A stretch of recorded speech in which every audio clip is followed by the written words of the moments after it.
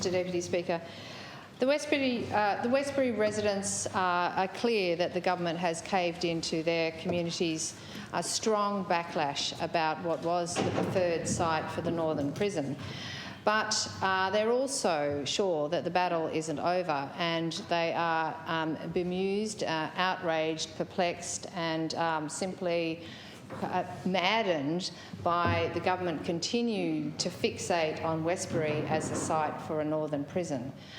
This is a battle that they are intending to continue because the government has made a decision to choose a site which is manifestly inadequate by every measure. It wasn't even on the preferred site initial assessment list. It doesn't have access to gas, to water, to sewerage services. The road to the Birrelly Westbury Reserve site is incredibly poor condition. It's very windy, it's very narrow.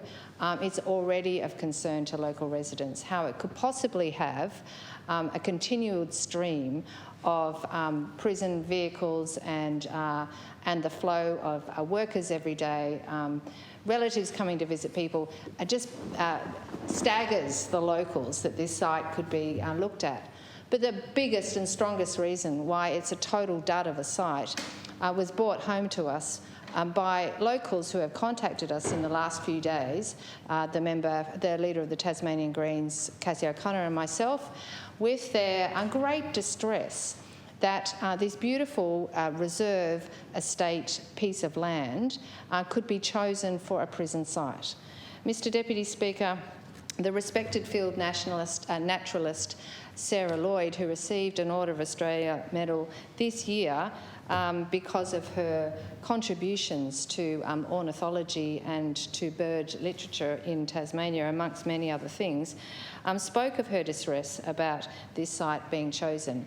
She has documented over 15 years more than 30 species of birds, including endangered and threatened white goshawks, wedge-tailed eagles, masked owls. And she knows that despite Ms Archer saying that this is not a pristine piece of land, Ms Lloyd makes the point, the compelling point, that it is maybe not pristine to look at, but it is pristine for biodiversity. That is exactly what Tasmanian dry sclerophyll forests provide. They are richer in bird biodiversity than wet forest and rainforest. That it is the dead branches, the lying logs that are a fantastic home. The so-called degraded and log-strewn ground is where birds nest, where they feed, and where the food source is. So this is the stuff of a great biodiversity, and it has been recognised as such by its reserve land status. It is listed as a Tasmanian reserve estate on the government's own list map, the Tasmanian Land Information System. It is classified reserve class informal reserve on other public land. Its reserve status is informal reserve. It is 70 hectares of Crown land, property identification number 7031141, and it was listed and reserved because of its high conservation value natural forest. Purchased by the state of Tasmania in the late 1990s, in 1997, with the express purpose of meeting the Regional Forest Agreement.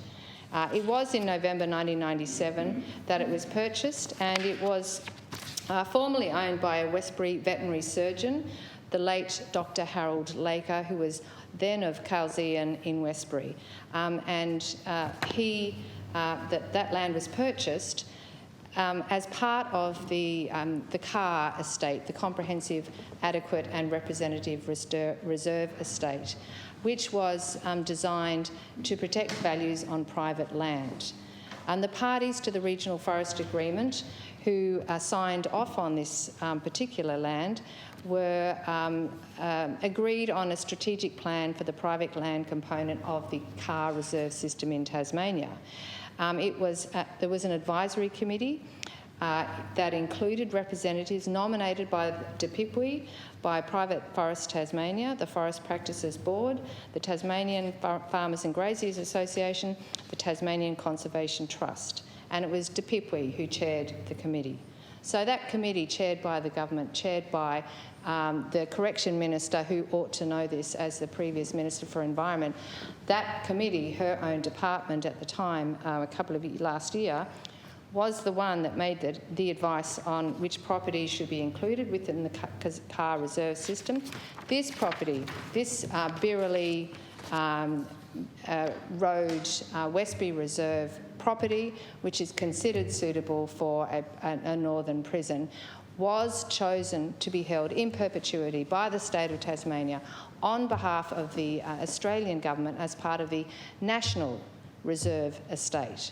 And that is the same property that this government seeks to raze to the ground for a minimum of 15 hectares and put a prison on it.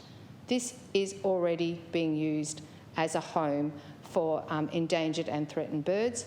It has amazing biodiversity and natural values. It is this type of land, of all others in Tasmania, that we have diminishing areas of. And Ms Lloyd makes the point that she's conducted regular bird surveys elsewhere in northern Tasmania and consulted with colleagues, and they know that many of the bird species that she sees on this particular property that are regarded generally as common and widespread have been declining alarmingly just in the past decade.